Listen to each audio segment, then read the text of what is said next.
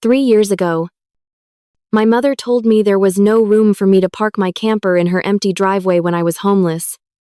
Last Tuesday, she stood in my new living room, looked me dead in the eye, and told me I was selfish for having 3 bedrooms all to myself. This is the story of how I finally taught my family the meaning of the word no. This was more than just about a house. It was about reclaiming my life. If you've ever had to fight for your own space, hit that subscribe button, because this story is for you. The key felt cool and solid in my palm. Its freshly cut edges a declaration of new beginnings. It was the key to my house. My house. The words still felt foreign in my mind. A borrowed phrase from someone else's life. Even after 3 weeks, I pushed the door open and the scent of fresh paint, a clean, hopeful smell, washed over me. For years, my life had smelled of stale apartment air, of shared laundry rooms, of the faint, metallic tang of the warehouse where I'd worked myself to the bone. This was the smell of a future I had built for myself. One molecule at a time. This 2-story colonial in a sleepy, tree-lined corner of suburban Ohio was more than just wood, drywall, and a 30-year mortgage. It was my sanctuary.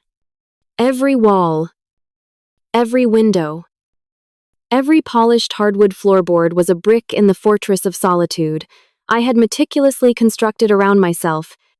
Standing in the living room, watching dust motes dance in the brilliant afternoon sun streaming through the bay window, I felt a tightness in my chest finally begin to unwind.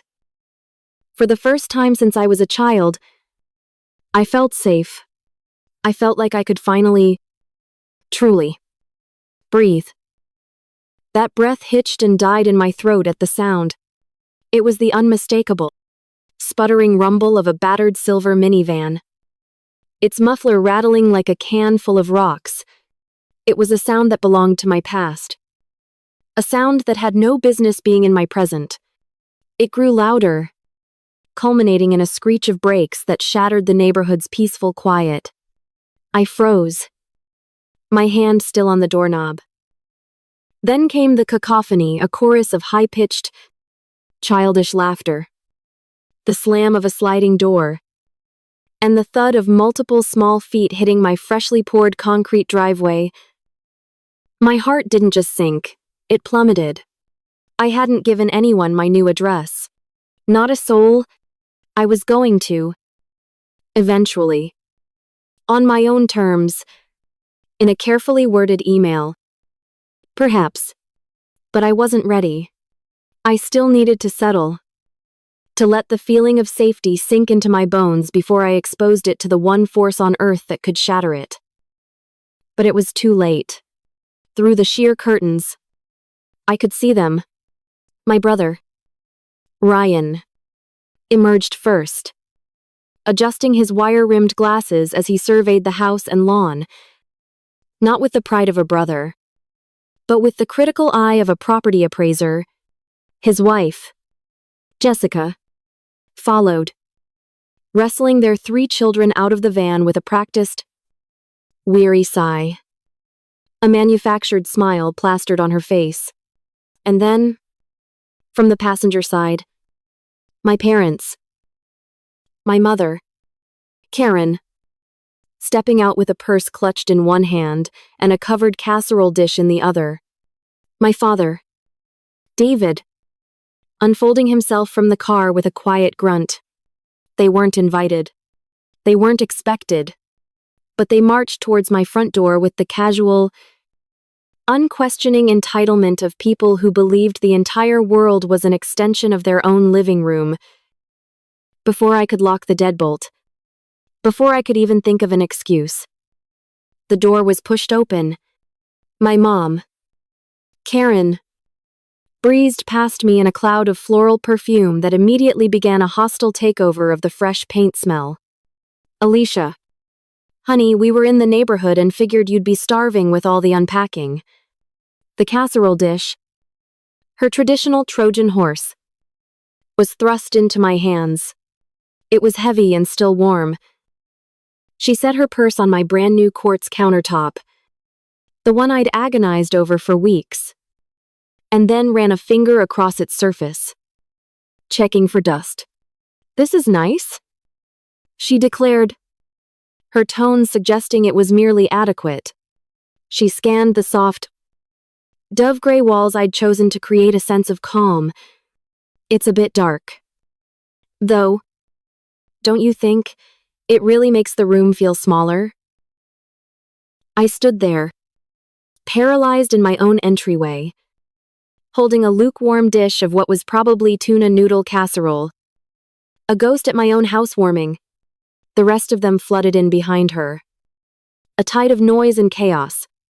The kids, Liam and Noah, immediately began a game of tag, their sneakers leaving faint black scuff marks on the floors I had spent an entire Saturday polishing on my hands and knees. Jessica followed their path of destruction, holding their youngest, a toddler named Chloe, on her hip. Boys, take it easy," she said, with no actual intention of stopping them. My dad, David, offered me a brief, non-committal nod, his standard acknowledgement of my existence before making a beeline for the plush armchair I'd had delivered just yesterday. He sank into it, pulled out his phone, and disappeared. His silence a familiar, heavy blanket in the room. Ryan was the last one in, closing the door behind him with a decisive click that felt unnervingly final. He pushed his glasses up the bridge of his nose, his eyes doing a slow, meticulous sweep of the open-plan living and dining area. It wasn't admiration. It was assessment. He was measuring dimensions, calculating square footage, taking inventory. Watching him, I was flung back in time. Suddenly, I was 14 years old. The scent of pine needles and my mom's cinnamon candles thick in the air. The floor around the Christmas tree was a festive disaster of torn wrapping paper and discarded ribbons. Ryan, 17 and smug, was already plugging in his new PlayStation, the sleek black console gleaming under the twinkle lights. My parents watched him with matching proud smiles. I sat on the floor, a few feet away, clutching a pair of beige flieta pajamas, the kind that come in a plastic bag at a department store. I had been hoping for a book, maybe some new software for the computer in my room. I had gotten an A+ in calculus that semester, a feat my teacher had called truly exceptional. I remember trying to show the report card to my dad earlier that morning. He'd glanced at it for less than a second before turning his attention back to the sports page. "That's nice, honey." Later, my mom had ruffled Ryan's hair, announcing to my visiting aunt, "Ryan's our star athlete. He's going places." She'd then gestured vaguely in my direction. "And Alicia? Well, she's so good with her computers." It wasn't a compliment. It was a dismissal. A consolation prize. Ryan was the sun they orbited. I was a distant, cold moon. Only useful in that I didn't block his light. "This room gets great afternoon light," Ryan commented, his voice yanking me from the past. He had walked over to the bay window. "My favorite feature of the house." He rapped his knuckles against the frame. "Big enough for our sectional." "For sure. Our sectional." The words didn't just hang in the air. They landed like stones in the pit of my stomach. My nephew's voices echoed from upstairs. "I call the blue room," Liam shouted, his voice filled with the unearned confidence of his father. "No. That's my room," Noah screeched back. A thud vibrated through the ceiling. Jessica just sighed. A long-suffering performance for an audience of one. She drifted over to me, shifting Chloe to her other hip as if the child's weight was the greatest burden she bore. It's a truly beautiful house. Alicia, you did a great job. Her voice was syrupy, laced with a sweetness that didn't quite mask the bitter undertone. There's just so much space. Though, it's almost a shame for it to be so empty. Way too big for just one person. You know, it was a classic Jessica maneuver, a judgment disguised as a compliment. A carefully crafted barb meant to needle at my insecurities, to make me feel small and selfish for having something nice. It was a language my family had perfected. From the armchair, my dad grunted. It was a sound of vague agreement. His only contribution. His silence wasn't peaceful. It was a weapon. It was the same silence that had filled the hallway when I was 15. Ryan, furious that I was using the family computer to finish a term paper. It had blocked my path. We'd argued. He'd shoved me. A hard, two-handed push at the top of the stairs.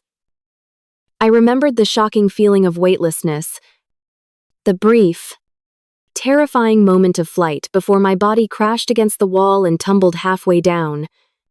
The pain was a blinding, white-hot fire in my hip.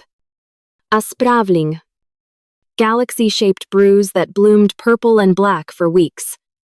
My mother had come running, but her first glance wasn't at me, crumpled on the landing, but at the wall, checking for scuff marks.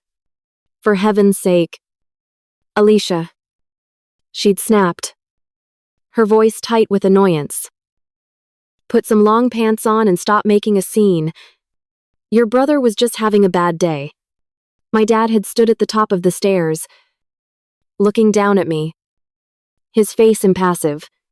Then he had simply turned and walked back into his study, closing the door behind him.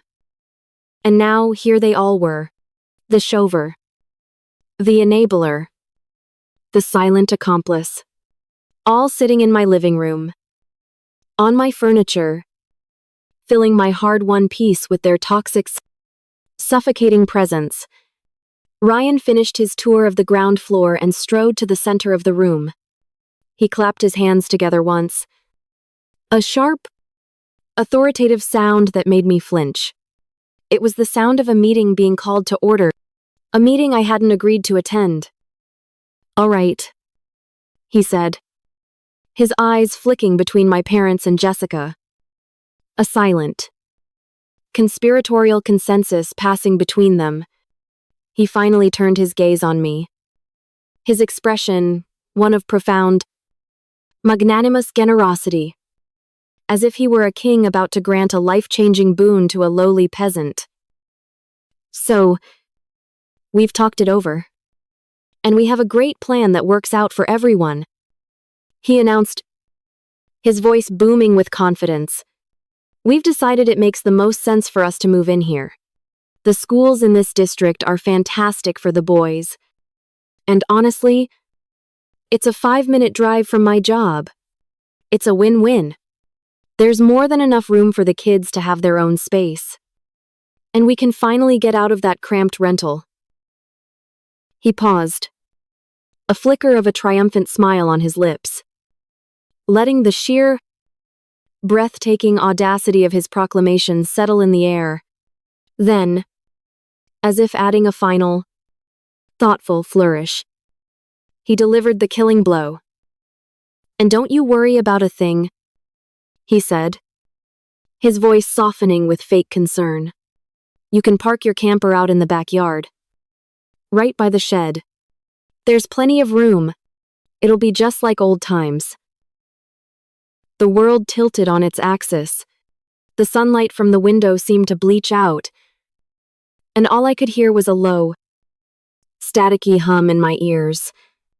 My hands, which had been hanging limp at my sides, curled into fists so tight, my nails bit into the soft flesh of my palms, grounding me in the dizzying reality of the moment. I didn't speak. I couldn't. The part of me that had been trained for 30 years to absorb To endure. To swallow the jagged pills of injustice, to maintain a fragile, one-sided peace. Had taken complete control. I just stared at him. My face a blank mask that betrayed none of the screaming chaos inside. I had expected them to show up. I had expected jealousy, passive aggression, and 1,000 tiny cuts. I had never, in my darkest, most paranoid moments, imagined this. My silence, as always, was interpreted as consent. They stayed for another hour. An hour of them walking through my rooms, pointing at my walls, divvying up my space. Jessica debated whether the master bedroom had enough closet space for her and Ryan. My mother suggested they knock down the wall between the kitchen and dining room to create a more open concept feel. Ryan discussed turning the guest bedroom into his home office. I was an afterthought. A piece of furniture they were politely planning around. Finally, they gathered their things. As my mom walked out the door, she turned back and smiled at me. It wasn't warm or motherly. It was the satisfied smile of a CEO who has just closed a successful, if hostile, takeover. This was a good talk. Honey, she said, we'll pop over on Saturday to talk through the moving logistics. We'll bring a tape measure. It wasn't a question. It was a summons. I stood in the doorway and watched the silver minivan back out of my driveway. Its rattling muffler, a final insult to the quiet street. The house was silent again. But the silence was heavy now. Bruised. That night, sleep was impossible. I sat in the dark, in the armchair my father had occupied, and I let the rage, 30 years of it, finally begin to thaw. It started as a cold resolve in the pit of my stomach and slowly spread through my veins like fire. I opened my laptop. The screen's glow stark in the darkness. I went to Amazon. I didn't search for just any camera system. I searched for the best, the one with the clearest night vision, the widest angle, and the most secure cloud storage. I added a 4-camera system to my cart and selected overnight delivery without a second thought. It was a small act. A click of a button. But it felt like I was finally building a barricade. Just as the order confirmation screen appeared, my phone, lying dark on the coffee table, buzzed to life. It was a text message. It was from Ryan. Hey. It read, just sending you a couple pics so you can get an idea of where our stuff will fit best. Attached were 2 photos. The first was of their lumpy, brown, microfiber sectional sofa, a visible stain on one of the cushions. The second was of a cheap wooden crib, its side plastered with faded cartoon dinosaur stickers. It was happening. It was real. And it was starting now. The 2 photos glowed on my phone screen in the oppressive darkness of my new living room. A lumpy, stained sectional and a cheap wooden crib. They were declarations of war disguised as a house planning text. My house, which only hours before had felt like a fortress, suddenly felt as fragile as a house of cards. Every shadow seemed to stretch and warp, twisting into menacing shapes in the corners of my eyes. The normal settling sounds of a new home, the groan of wood, the tick of the heating system now sounded like footsteps, like the turning of a lock that wasn't my own. I got up and walked through every room, checking the locks on the doors and windows, my heart pounding a frantic rhythm against my ribs. The sanctuary was breached. The peace was shattered. And I knew, with a certainty that chilled me to the bone, that I would not sleep that night. I ended up on the back porch, wrapped in a thin blanket. The cold autumn air, a sharp contrast to the feverish heat of my anger. The Ohio sky was a blanket of flat, starless gray. As I stared into the darkness of my new backyard, a different darkness pulled me back. A memory so raw and painful, I had kept it locked away in the deepest vault of my mind. The picture of the crib had been the key. It wasn't just furniture. It was a symbol of everything they believed they were entitled to, and everything they had denied me. The cold air on my face was suddenly the biting cold of a late October night in 2020. The world had fallen apart, and my small, carefully managed life had fallen apart with it. My contract job in data entry had evaporated overnight. Another casualty of a world shutting down. My lease was up. And with no income and dwindling savings, renewing it was impossible. So I did the only thing I could. I sold everything that wouldn't fit. My bed, my couch, my dining table, my books. Each item sold on Facebook Marketplace felt like shedding a layer of my identity, until I was left with a few boxes of clothes, a laptop, and a couple $1,000s. I used it to buy a beat-up Ford pickup and a small 20-year-old camper shell that smelled faintly of mildew and regret. My first night of homelessness was spent in the far corner of a Walmart parking lot. I remember lying on the thin mattress in the back, fully dressed, listening to the rumble of late-night delivery trucks and the unnerving laughter of teenagers hanging out nearby. The relentless, humming glare of the parking lot lights seeped through my thin curtains, ensuring there was no real darkness, no real rest.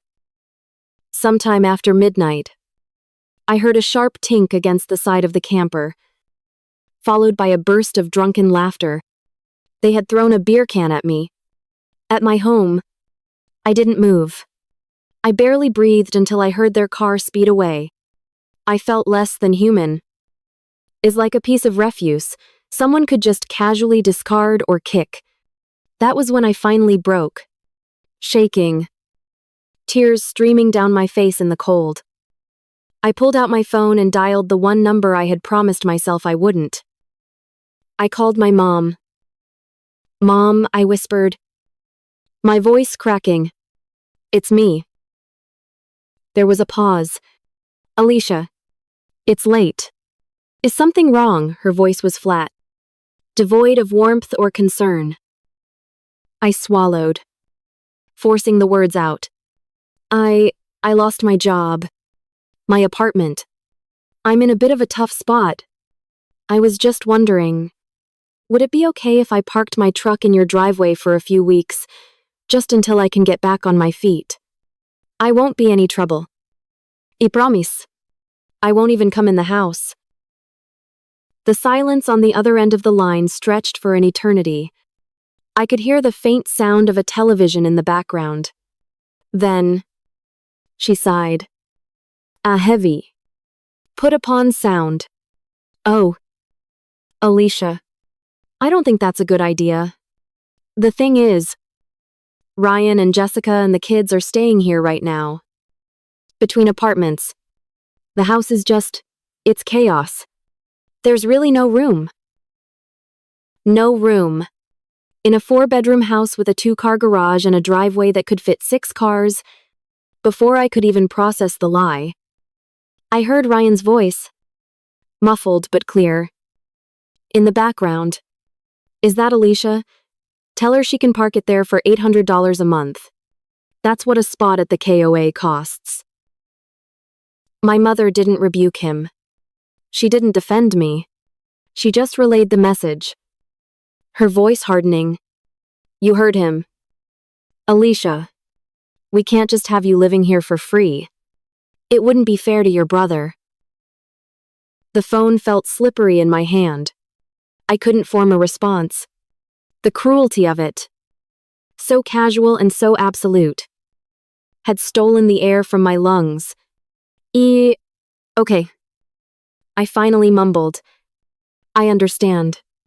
I ended the call before she could hear the sob that tore its way out of my throat. I understood. Oh. I understood perfectly. There was no room for me. There had never been room for me. The months that followed were a blur of gritty survival. I learned the rhythm of life on the margins. My mornings started at a 24-hour Planet Fitness, where a $10 a month membership bought me access to a hot shower and a place to feel human for an hour. My meals consisted of canned soup heated on a small propane stove in windy park clearings, or protein bars eaten in the front seat of my truck. The public library became my office. Its free Wi-Fi my lifeline to a world that seemed to be moving on without me. I applied for hundreds of jobs. Each rejection a small, sharp paper cut on my already frayed sense of self-worth. I learned to become invisible, to park in places where no one would notice or complain, to never stay in one spot for more than a night. I was a ghost haunting the edges of a town I had grown up in. The break came in the form of a job at an Amazon fulfillment center. It was grueling. Back-breaking work. 10-hour shifts on my feet. But it was a paycheck. It was a start. My boss, a kind, tired-looking man named George, saw me one morning trying to discreetly make coffee in the break room microwave before my shift started. He didn't ask questions. He just told me there was an electrical outlet on the exterior wall at the back of the warehouse, by the loading docks. "No one will bother you back there," he'd said, and then walked away. That small act of kindness felt like a miracle. For the first time in months, I had a safe place to park. I had electricity. For the next 2 years, that warehouse parking lot was my home. I became a machine. I took every overtime shift offered. I worked holidays, weekends, nights. While other people were living their lives, I was scanning, lifting, and packing. I ate my meals in my truck, used the warehouse Wi-Fi to take online courses in logistics and supply chain management. Every single dollar I saved was more than just money. It was a brick. A brick for the wall I was building around my future. A wall so high and so strong that no one, not ever again, would be able to knock it down and leave me exposed. In those 2 years, I did not call my family, and they did not call me. A gust of wind rustled the leaves in the yard, and the cold snapped me back to the present. I was standing on the porch of my house. My house. The house built of all those bricks. I walked back inside and touched the cool, smooth surface of the quartz countertop. This wasn't just a collection of rooms. It was a monument to my own survival. It was the physical manifestation of every 10-hour shift, every lonely night, every silent tear I had swallowed. And I would burn it to the ground before I let them take it from me. The rage that had been a slow burn all night now solidified into cold, clear purpose. I spent the rest of the night planning. The next morning, a Saturday, the Amazon box with the camera system arrived. I spent the entire day on a stepladder, meticulously installing the 4 cameras, one overlooking the front porch and driveway, one watching the back door, one on each side of the house. I set up the app on my phone, watching the clear, wide-angle views of my property appear in real time. It felt like I was taking back control, one screw at a time. Then, I went to my home office. I printed out my deed, my mortgage agreement, and the last 3 months of my utility bills. I found the digital receipts for my flight and hotel in Chicago from 2 weeks prior. I put everything into a neat, organized folder. I spent an hour online, reading up on Ohio's laws regarding trespassing, illegal eviction, and forgery. My phone buzzed with another text from Ryan around noon. "Haven't heard from you? Mom says we're coming over Saturday to measure for the curtains. Let me know." My hands were steady as I typed out a reply. I couldn't fight him now. Not yet. I needed more time. I needed them to walk into the trap I was setting. Hi, Ryan. I wrote, I saw your message. It's a lot to take in. I need some time to think about everything. It was the perfect bait. Ambiguous. Non committal. It was the kind of weak, indecisive response the old Alicia would have given. The Alicia who always bent until she broke. I hit send. My heart a cold. Steady drum. Let them think I was wavering. Let them get comfortable in their own arrogance. Their overconfidence would be their undoing. The next few days were quiet. Eerily so. I worked from home. The live feeds from the security cameras a constant, reassuring presence in a small window on my computer screen. The folder of documents sat on my desk like a loaded weapon. I felt a strange sense of calm. The calm that comes before a storm. I was ready. It was Friday morning. A full day before they were supposed to arrive, I was on a conference call for work, discussing quarterly shipping projections, when my phone, sitting face down on the desk, vibrated. It wasn't a call or a text. It was a push notification. A crisp, automated alert from the security app. Motion detected in driveway. My blood ran cold. I quickly muted my microphone. My excuses to my team dying in my throat. I swiped the notification open.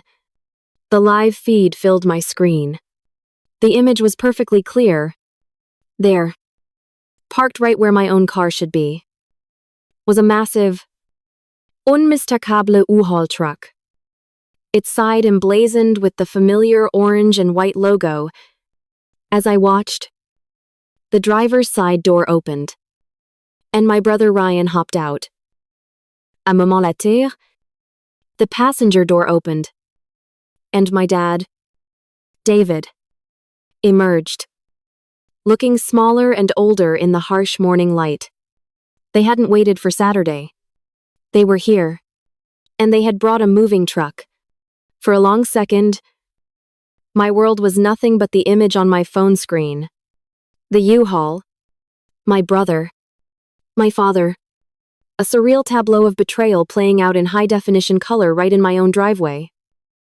The voice of my manager, droning on about quarterly projections through my laptop speakers, became a meaningless, distant buzz.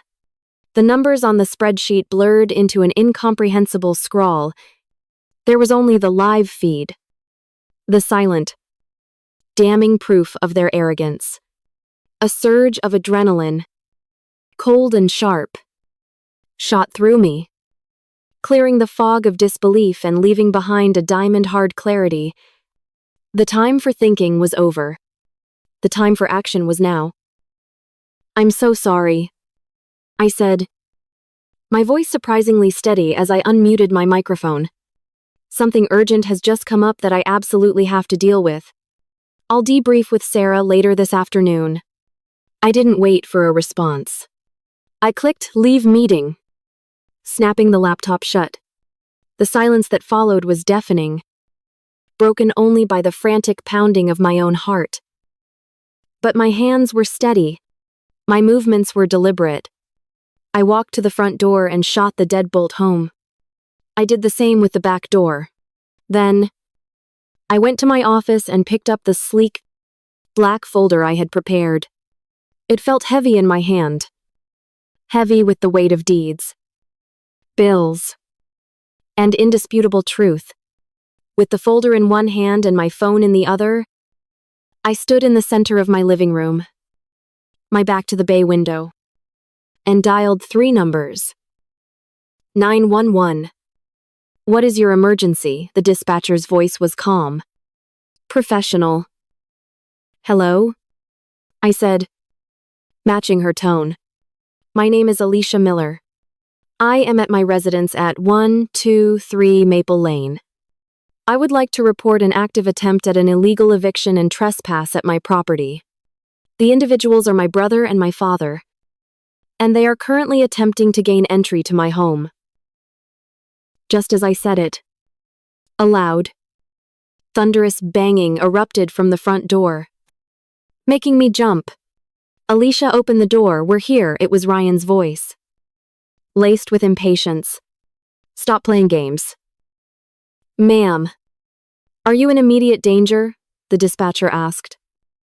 "They are becoming aggressive," I said, my eyes glued to the security feed on my phone. I watched the tiny, digital version of Ryan rattle the doorknob. They are trying to force their way in. The banging stopped. I heard muffled shouting between Ryan and my father. And then, a new sound began. A high-pitched, metallic whine that made my stomach clench. A sound I recognized with sickening clarity. It was a power drill. "They're drilling my lock," I told the dispatcher, my voice dropping to a whisper. "They're trying to drill through my front door lock." The camera recorded it all, Ryan, face tight with concentration, pressing the drill into the metal, my father, standing behind him, his hands in his pockets, looking around nervously, my own father, watching as his son broke into his daughter's home. "Okay, ma'am, I've dispatched a unit to your location. They are 2 minutes out. Please stay on the line with me. Do not open the door." I didn't need to be told. I stood there, a silent witness to my own home invasion. The dispatcher's calm voice a thin thread of sanity in the encroaching madness. The sound of the drill was a physical violation, a screeching assault on the sanctity of my home. And then, as suddenly as it began, it was drowned out by a new sound. A rising, piercing siren, growing closer and closer until it was right outside. Through the peephole, I saw a police cruiser pull up to the curb, its lights flashing in a dizzying pattern of red and blue. 2 officers emerged, their movements measured and cautious. The sound of the drill died instantly. I watched as the officers approached my brother, who held the drill in his hand like a caught shoplifter. "Afternoon. Gentlemen, we got a call about a disturbance," the taller officer said, his hand resting casually on his belt. "What seems to be the problem here?" Ryan's transformation was instantaneous. He put on a charming, bewildered smile, holding his hands up in a gesture of placating innocence. "Officers, thank God you're here. This is all just a huge, crazy misunderstanding." He gestured with the drill towards the house. "This is, well, it's a family property. My sister, Alicia, is inside. She's been going through a tough time. A little unstable. You know, we're just trying to move in to help her out. But she's locked herself in. We were worried about her." He lowered his voice conspiratorially. "To be honest, we were just trying to get the door open to make sure she was okay." He then reached into his back pocket and pulled out a folded piece of paper. "Look, I'm technically a tenant here. My name's on the lease. We have every right to be here." That was my cue. That was the moment the entire plan hinged on. Taking a deep breath, I unbolted the deadbolt and opened the door. I stepped out onto the porch, pulling the door shut behind me. I didn't look at my brother or my father. I looked directly at the 2 officers. "Good morning, officers," I said, my voice even and clear. "I am Alicia Miller. I am the sole owner of this property. And I am the one who called you." I held out the black folder. The taller officer took it. "These men do not live here." I continued calmly. "They have never lived here. There is no lease. I have never accepted any rent from them. They are trespassing. And they have just attempted to destroy my property to gain entry illegally." The officer opened the folder, his eyes scanning the first page. It was a certified copy of the deed to the house. with my name, and only my name, printed in bold. Official letters. He flipped through the subsequent pages, my driver's license with the matching address, the mortgage agreement, the latest electric and water bills, all in my name. He then took the paper from Ryan's hand and unfolded it. He looked from it to me and back again. Ma'am, this appears to be a rental agreement, signed by you and your brother. That is not my signature, I said, without missing a beat. The forged scrawl at the bottom of the page was a pathetic imitation of my handwriting. Then, I deployed the weapon I had been holding in reserve. The one they could never have anticipated. And more importantly, officer, if you look at the top, that document is dated September 15th of this year. On that day, I was physically in Chicago, Illinois, attending the North American Logistics Conference. In this folder, you will find a copy of my flight records, my conference badge, and my receipt from the Hilton Garden Inn at McCormick Place, all confirming my whereabouts. The silence that followed was absolute. I watched as the blood drained from Ryan's face. His charming smile evaporated, replaced by a slack-jawed expression of pure panic. He started to stammer. We must have gotten the date wrong. My dad, for his part, looked down at his shoes, refusing to meet anyone's eyes. He looked like he wanted the earth to open up and swallow him whole. The officer's entire demeanor shifted. His neutral, assessing gaze hardened into one of deep suspicion. He looked directly at my brother. Sir, he said, his voice now cold and hard. Attempting to file a fraudulent document with law enforcement is a serious offense. I'm going to need you to explain this to me. Just as Ryan was about to crumble, a second car screeched to a halt behind the police cruiser. It was my mother's sedan. She and Jessica jumped out, their faces masks of theatrical distress. The cavalry had arrived to salvage the failed invasion. What is going on here? My mother shrieked, rushing towards the porch. Alicia, what did you do? Why are you doing this to your brother? Jessica immediately burst into crocodile tears, her voice a high-pitched wail. We just want a nice home for our children, a yard for them to play in. She has all of this space, all to herself. How can she be so cruel? So selfish. After everything we've done for her. They were creating a storm of emotion, a cloud of chaos designed to obscure the cold, hard facts contained in the folder the officer was holding. But I refused to be drawn in. I didn't engage. I didn't argue. I looked past their histrionics, my gaze settling on Ryan and my father. My voice cut through the noise, chilling and precise. You have 60 seconds to get your truck and yourselves off my property. I then turned my head slightly, ensuring the officers could hear every word. If you are not gone by the time I count to 60, I will be pressing charges. Full charges. For trespassing. For destruction of property. For forgery. And for felony fraud. That was it.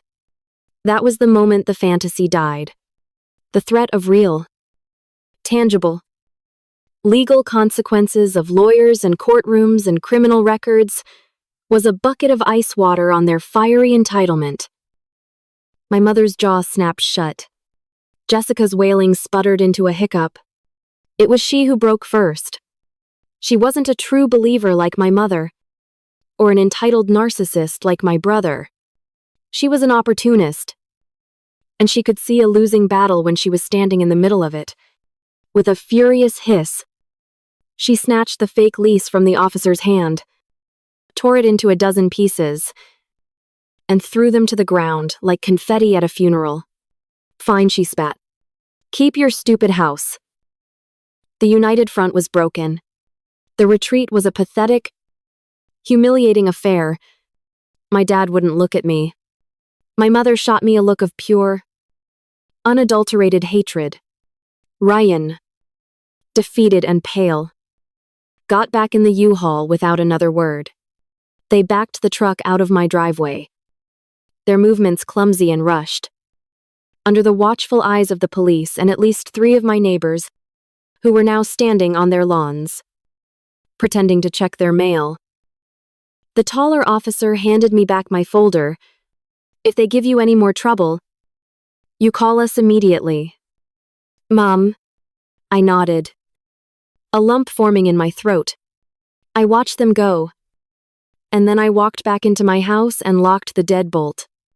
The adrenaline began to fade, replaced by a profound, shaking exhaustion. I had won. I had defended my home, but I had never felt more alone. That evening, the house was silent. The victory felt hollow. The quiet, heavy with the ghosts of the family I once thought I had. Around 8 o'clock, my phone started buzzing. It was a barrage of text messages from my mother. Each one was a poisoned dart. I cannot believe the shame you brought on this family today. Your father is so upset he can't even speak. Ryan was only trying to help you. You have always been ungrateful. I hope you're happy. All alone in that big, empty house.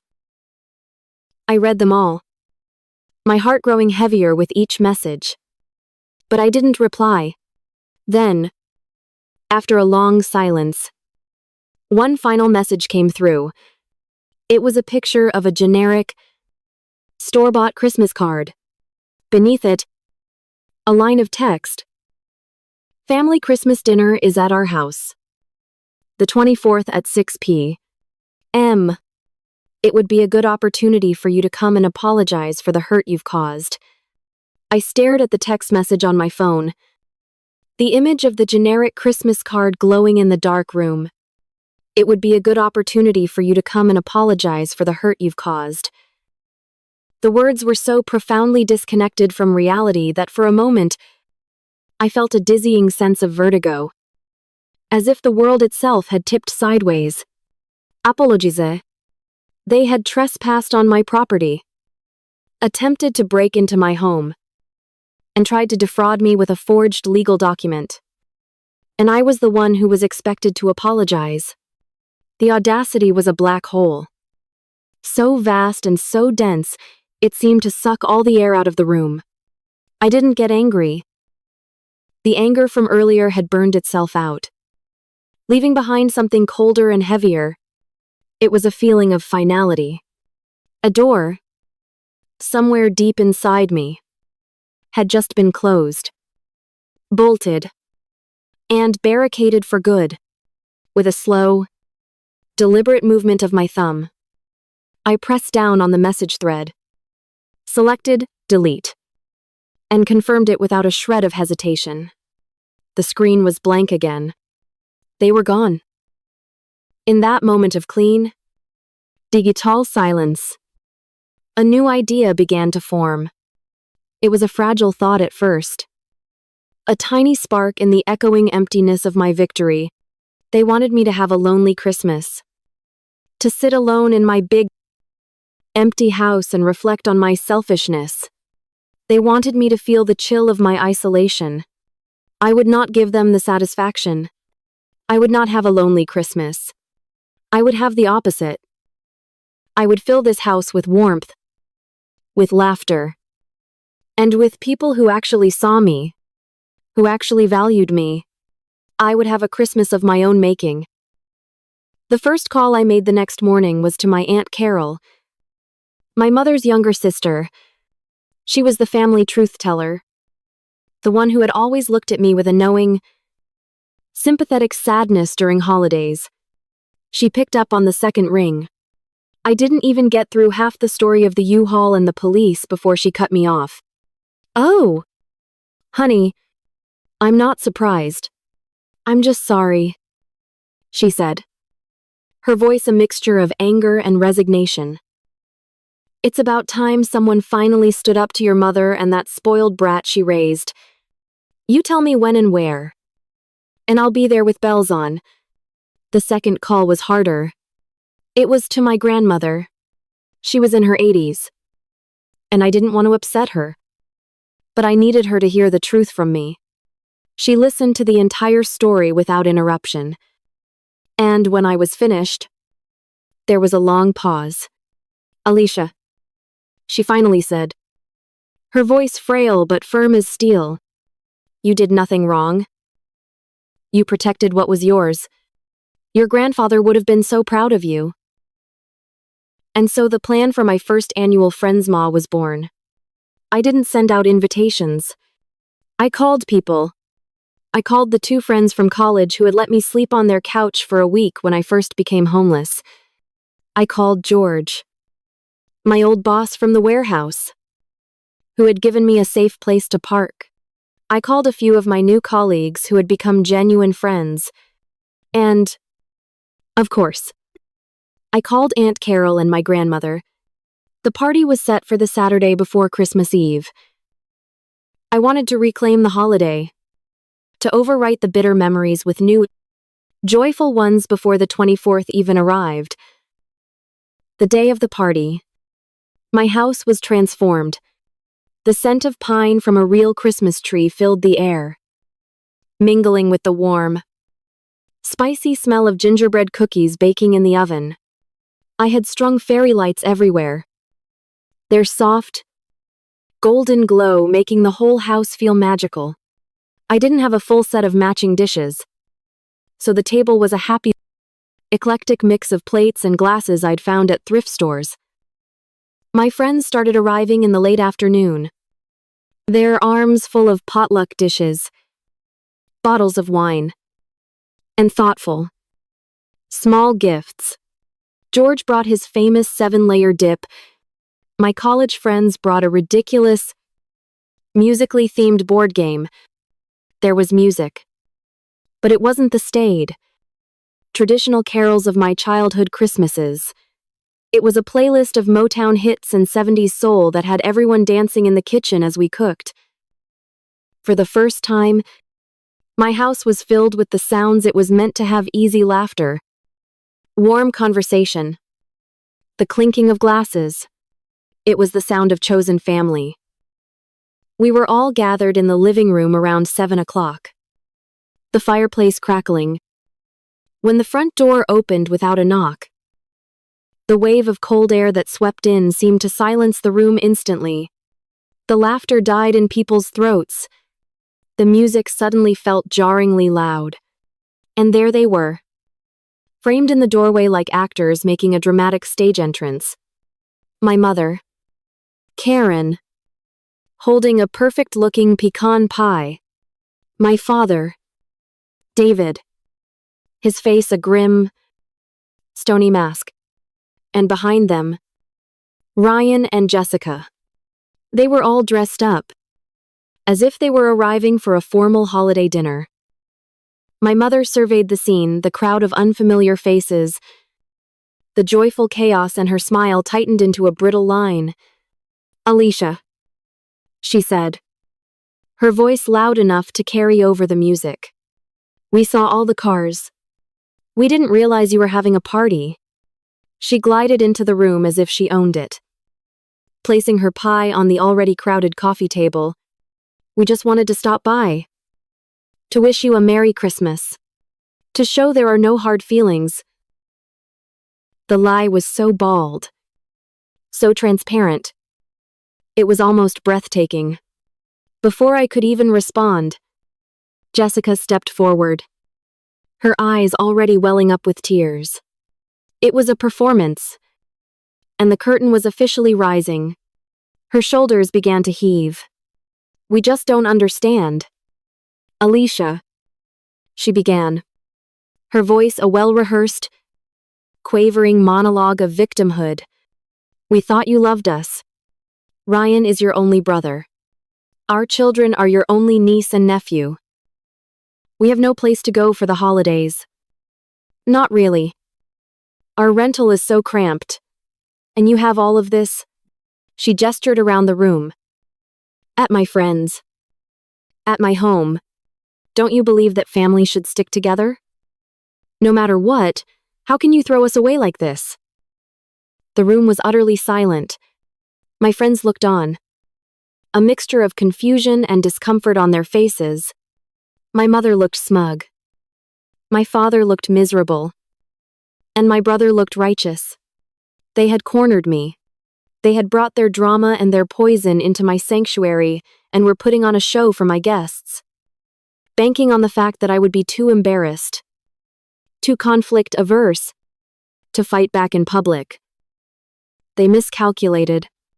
They had forgotten about my allies. That's enough. The voice wasn't mine. It was Aunt Carol's. She stood up from her armchair by the fire. Her wine glass held steady in her hand. Her voice wasn't loud, but it cut through the tense silence like a shard of glass. She took a step forward, placing herself between me and them. She looked directly at my mother. "Don't you Dari. Karen," she said, her voice low and furious. "Don't you dare come into this house, which you have no right to be in, and play the victim." She turned her sharp gaze on Jessica. "You had no place to go. Is that why you told Alicia she couldn't even park her truck in your empty driveway when she was homeless and living out of her car? Is that sticking together?" She then looked at Ryan, who flinched. "And you? You had the audacity to show up here with a U-Haul and a forged lease to try and steal your sister's home from under her. And you stand there expecting sympathy." She took another step closer to my mother. "I have stayed quiet for 30 years. I have watched you build your entire world around that boy and treat this incredible young woman like she was nothing more than an inconvenience. No more. You don't get to do that anymore." The air crackled with the force of her words. Words that had been left unsaid for decades. My mother's face was pale, her mouth opening and closing like a fish. Before she could form a reply, another voice joined in, quieter but carrying an unshakable weight. It was my grandmother, who had been sitting on the sofa. "Carol is right," she said, her eyes fixed on my mother. "We heard the whole story. Karen. This house," she said, her voice gaining strength, "was not built with your help. This house was built on the back of your rejection. It was paid for by the holidays she worked, by the nights she spent studying in a cold truck because you told her there was no room for her. Alicia owes you nothing. Not a second thought. And certainly not an apology." It was over. The performance was shattered. In the harsh, honest light of the truth, their self-pity and entitlement looked grotesque and ugly. My mother stared at her sister, and then at her own mother, her face a mask of disbelief and betrayal. Ryan looked at the floor, his face a deep, burning crimson of pure shame.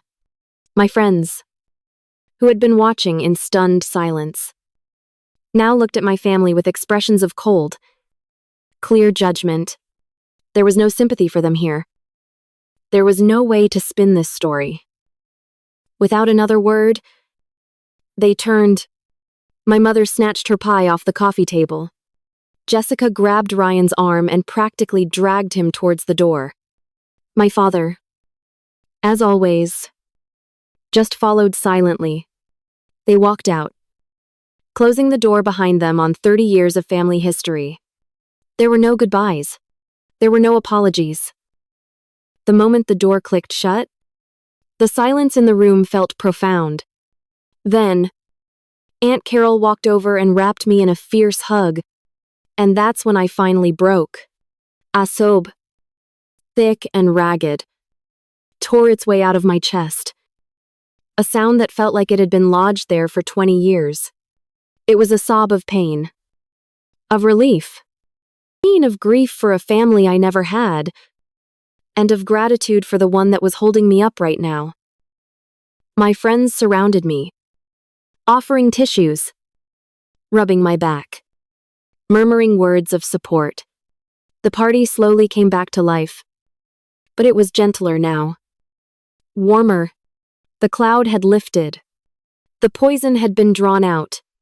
I had been seen. I had been defended. I had been vindicated. Later that night, long after the last guest had gone home, I stood alone on my back porch. Just as I had weeks before, the air was just as cold, but it didn't feel menacing anymore. I looked back through the glass door into my living room. The tree was twinkling. A few stray glasses and plates were still on the coffee table. The embers were glowing softly in the fireplace. It was messy and imperfect and filled with the lingering warmth of real affection.